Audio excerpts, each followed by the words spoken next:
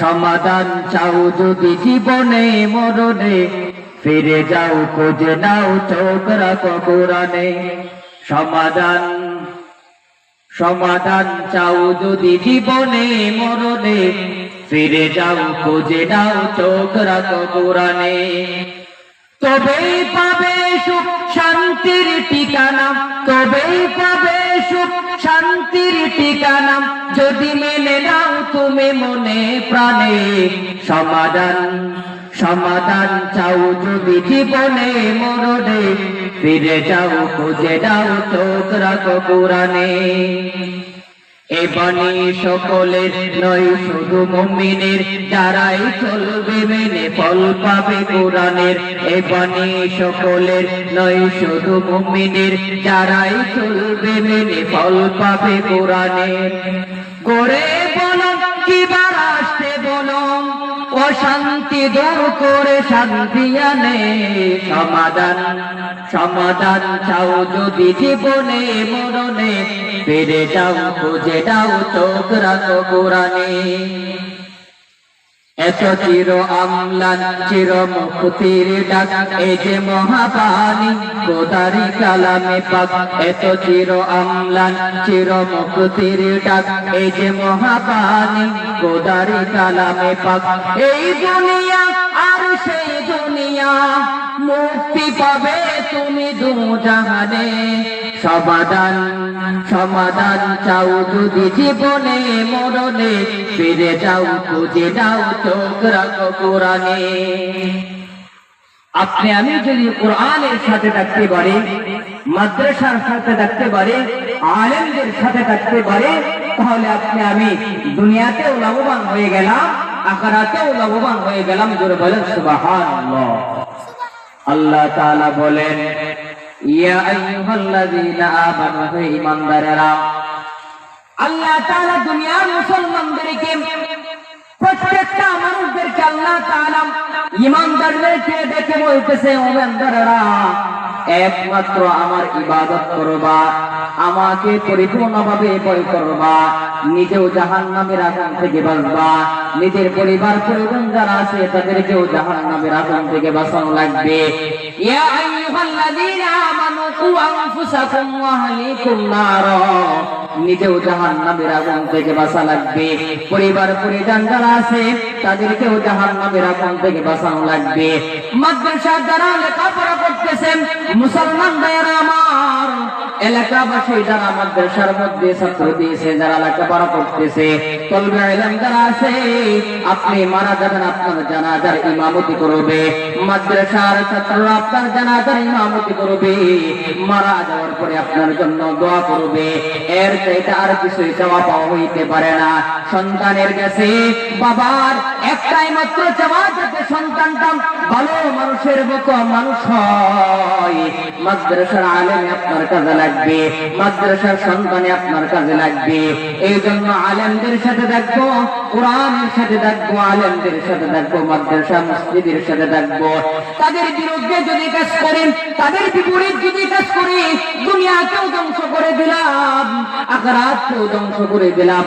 এই জন্য কোরআনের সাথে থাকা লাগবে, নিজেও জাহান্নামের আগুন থেকে বাঁচা লাগবে, পরিবার পরিজন যারা আছে তাদেরকেও জাহান্নামের আগুন থেকে বাঁচানো লাগবে। বলেন ঠিক না বেঠিক?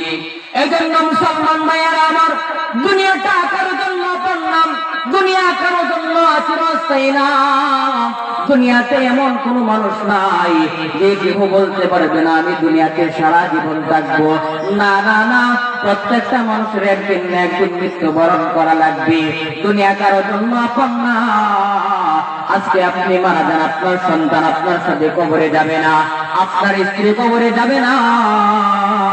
মানুষ মারা যাওয়ার পরে সকল দরজা, আমলের দরজা বন্ধ হয়ে যায়, কিন্তু তিনটা জিনিস খোলা থাকে, তিনটা আমল দাঁড়িয়ে থাকে, কবরে শুয়া শুয়া আমলগুলি পাইতে থাকে।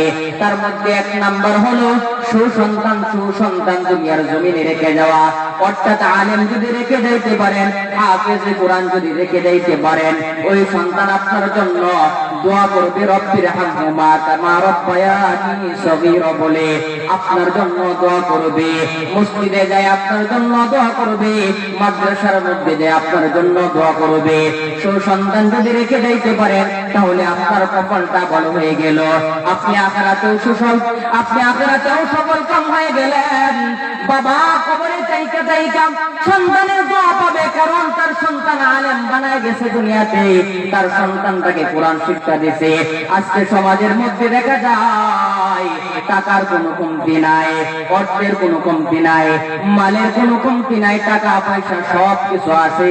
সবকিছু টাকার পরেও দেখবেন বাড়িঘর করছেন, স্বাচ্ছন্দ্যময় সুন্দরভাবে চলতেছে, টাকা পয়সার কোনো অভাব নাই, সরকারি চাকরিজীবী হয়ে গেছে, শিক্ষিত মানুষ, কিন্তু তার হাতে সময় নাই তার বাবা তার মাকে দেখা সাক্ষাৎ করার জন্য।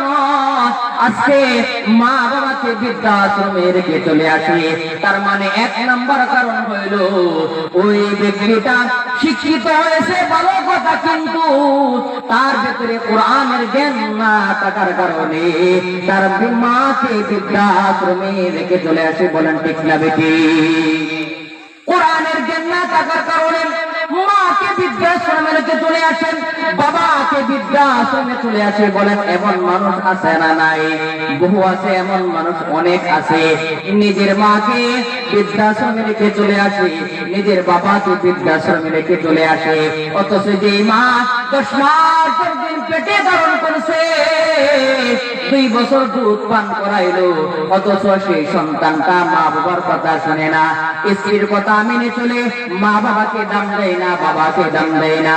আল্লাহ তাআলা তো কোরআনের মধ্যে বলেন, ইম্মা ইয়াবলুগান্না ইনদাকাল কিবরা আহাদুহুমা আও কিলাহুমা।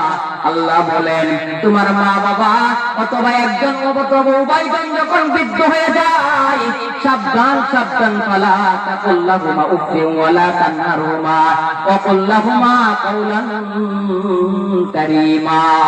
সাবধান সাবধান, এমন ব্যবহার করিও না যে মার জবান দিয়া উফ শব্দ বাইর হয়ে যায়, যে বাবার জবান দিয়া উফ শব্দ বাইর হয়ে যায়। সাবধান, তাদের সাথে সম্মানজনক, তাদের সাথে সৌজন্যমূলক ব্যবহার করো। বলেন ঠিক না বেটি? আমার আল্লাহ বলেছেন মা বাবার সাথে ভালো ব্যবহার করুন। এখন আপনাদের কাছে আমার প্রশ্ন হলো, যেই সন্তানের ভিতরে 30 পারা কোরআন আছে, যেই সন্তানের ভিতরে 30 পারা কোরআন আছে, যেই মহিলার ভিতরে 30 পারা কোরআন আছে, এই সন্তানের ভিতরে কোরআনের এলেম আছে, এই আলেমের ভিতরে কোরআনের এলেম আছে, বাংলার জমিনে এমন কোন নজির দেখাইতে পারবে না। আল্লাহর কসম করে বলতে পারি, কোন আলেম কোনদিন মাকে বৃদ্ধাশ্রমে আজ পর্যন্ত রেখে আসে নাই, কোন আলেম তার বাবাকে বৃদ্ধাশ্রমে রেখে আসে নাই। কারা রেখে আসে? যাদের ভিতরে কোরআনের এলেম নাই, যাদের ভিতরে হাদিসের এলেম নাই, তারা। আজকে যদি আপনার সন্তানটাকে শিশুকালে যদি 3টা বছর মাদ্রাসার মধ্যে পড়াইতেন, তাহলে বড় হয়ে আপনাকে গালিগালাজ করতো না, কারণ তার ভিতরে কোরআন ছিল। আজকে কোরআন না থাকার কারণে সরকারি চাকরিজীবী হয়ে হাতের দ্বারা কোরআন কলমের কুসাই দ্বারা হাজার হাজার টাকা ঘুষ খাইতেছে, হাজার হাজার টাকা নষ্ট করতেছে, তারা পথে ব্যয় করতেছে, কিন্তু তারা আল্লাহ তাআলার বিধান মানতেছে না, মা বাবাকে পরিপূর্ণ হক আদায় করতে পারতেছে না। তার মাত্র একটা কারণ হইল শুধু সন্তানের দোষ না। আজকে মানুষ যা বলে, ইমাম সাহেব আমার সন্তান কথা শুনে না, আমার মেয়ে কথা শুনে না, তার মাত্র একটা কারণ হইল আপনারও কিছু দায়িত্ব ছিল, ওই দায়িত্ব পরিপূর্ণ পালন করতে পারেন নাই, এই জন্য আজকে ওই ফল আপনার আজ ভোগ করতে হইতেছে।